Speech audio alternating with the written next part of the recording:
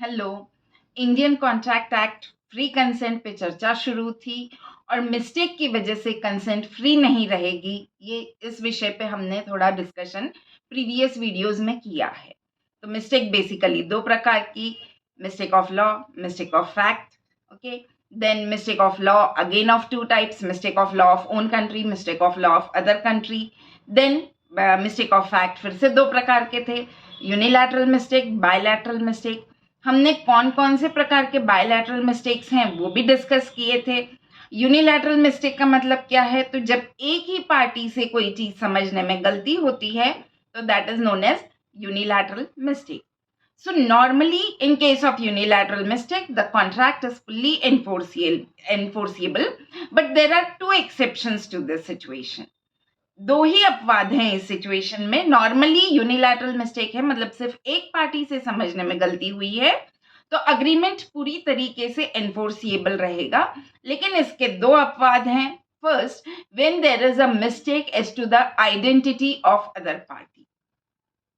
जब आप जिसके साथ अग्रीमेंट कर रहे हो उसको पहचानने में ही कोई गलती हुई है तो that is known as mistake as to the identity of other party. And the effect in this case is that it is void agreement because there is no agreement. There is no meeting of minds क्योंकि उस व्यक्ति से आप agreement ही नहीं करना चाहते थे जिसके साथ भूल से आपका अग्रीमेंट हो गया. मान लीजिए कि there are two students in the class with the same name. Okay, and I trust one of them, but I don't trust the other person. But due to covid as you all know कि online classes हो रहे थे तो personally किसी से मिलने का काम नहीं पड़ा. अब जिस स्टूडेंट को मैं ट्रस्ट करती हूँ उसको तो मैं लाइब्रेरी से यदि बुक्स चाहिए तो मैं मेरे नाम पे भी इशू करके उसको देने को तैयार रहूंगी. क्यों? क्योंकि I trust that person. But जो दूसरा बंदा है जिसको मैं नहीं जानती या जिस पे मेरा ट्रस्ट नहीं है उसको तो मैं मेरे नाम से बुक्स इशू करके दूंगी नहीं. तो suppose the first person whom I trust hasn't come to me, but the second person whom I don't trust has come to me and he is representing himself to be the first person whom I trust. मतलब जिस पे मुझे विश्वास है वो खुद को उसी तरीके से रिप्रेजेंट करता है as if he is that person whom I trust. तो मैं उसके लिए लाइब्रेरी में बोलती हूँ कि प्लीज आप इसको मेरे नाम पे बुक्स इशू कर दीजिए. I have taken that responsibility for the person whom I am assuming that I trust. Okay? उस बंदे के लिए मैंने ये जिम्मेदारी ली है जिस पे मुझे विश्वास है. लेकिन मुझे जैसे ही पता चलता है अरे नहीं ये तो वो बंदा नहीं है, तो what will I do? I will immediately break the agreement. मैं तुरंत उस बंदे को बोलूंगी कि see I don't trust you. You bring the books back and give it to the library. अब वो बोलेगा कि मैडम आपने मुझे ये बुक्स 2 महीने के लिए दी थी, है ना, 2 महीने के लिए मैंने उसे इशू करवाई है. तो he will ask me but here there is no agreement. Why? Because I am not trusting that person. But in a different situation with this whether there is a mistake as to the other person से कुछ फर्क पड़ेगा क्या? Suppose I want to sell my car. Okay, I want to sell my car and the person, I have given it in the newspaper that I am willing to sell my car at a particular cost. And the person who is willing to purchase the car comes to me and represents that he is the driver of Aishwarya Rai. He is representing that he is the driver of Aishwarya Rai. And then I'm selling the car. He has given me the money and I'm selling that car to him. Later on, I come to know that no, he is not the driver of Aishwarya Rai. But does it make any difference over here? As to even if the person whom I have identified as the driver of Aishwarya Rai, he is not the driver of Aishwarya Rai, तो यहाँ पे उस व्यक्ति की identity करने में मुझसे गलती हुई, तो क्या इससे कॉन्ट्रैक्ट की वैलिडिटी पे या उस कॉन्ट्रैक्ट पे कोई फर्क पड़ेगा? नहीं, वो पूरी तरीके से वैलिड कॉन्ट्रैक्ट है.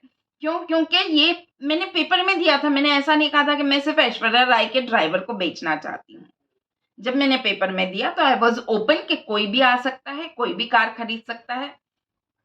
तो यहाँ पे उस बंदे की आइडेंटिटी से फर्क नहीं पड़ रहा है, इसलिए यहाँ पे वो फुल्ली एनफोर्सिएबल कॉन्ट्रैक्ट है. लेकिन जो प्रीवियस सिचुएशन बताई थी तो मैं उसी व्यक्ति की गारंटी ले सकती हूँ जिस पे मुझे विश्वास है. और जिस व्यक्ति पे मुझे विश्वास नहीं है, उसकी गारंटी मैं नहीं लूँगी, तो वहाँ पे उस आइडेंटिटी से फ़र्क पड़ता है। तो उस सिचुएशन में it is void agreement because I have committed the mistake regarding the identity of other person. Then the second situation where it will be void agreement is sorry, when I have committed a mistake as to the document.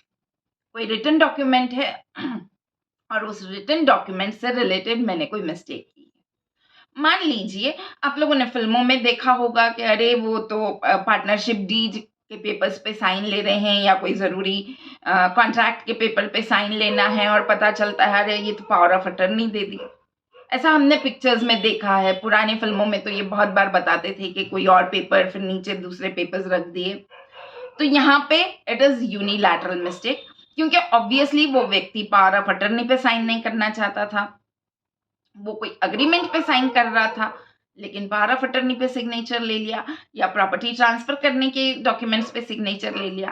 तो इस situation में again there is no agreement, क्योंकि वो consent ही नहीं थी उस चीज के लिए, है ना।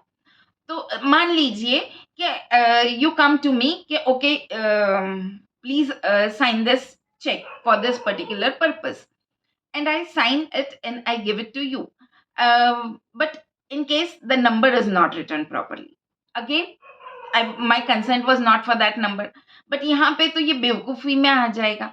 लेकिन किसी और सिचुएशन में जब मैं कोई डॉक्यूमेंट साइन कर रही हूँ तो it is definitely required that I should read the document. लेकिन आपने यदि मेरे साथ फ्रॉड करने के इरादे से किसी और पेपर्स के बीच में कोई दूसरे पेपर्स डाल दिए हैं और मेरी सिग्नेचर ऑब्टेन की है, तो इस ऐसी सिचुएशन में it is unilateral mistake on my part, क्योंकि मेरे से समझने में गलती हुई है। लेकिन आपको तो पता था कि आप क्या कर रहे हो, तो वहाँ पे तो वो फ्रॉड ही हुआ आपके नज़रिए से।